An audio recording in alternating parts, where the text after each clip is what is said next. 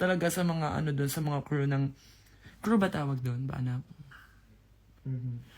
Ayun, sa aeroplano, sabi ko, oh my God, ayokong mawala yun, hindi ko hayaang mangyaring mawala yun, kaya please, hanapin niyo siya, kasi bigay ng mga fans ko yun, sobrang malala, like, binili nila sa akin yung nagdala habang kinuwento ko, mga nangyari.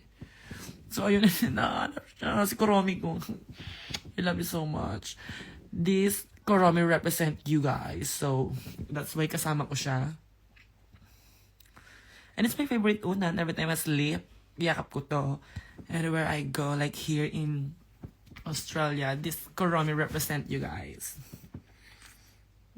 Yeah, this is you guys.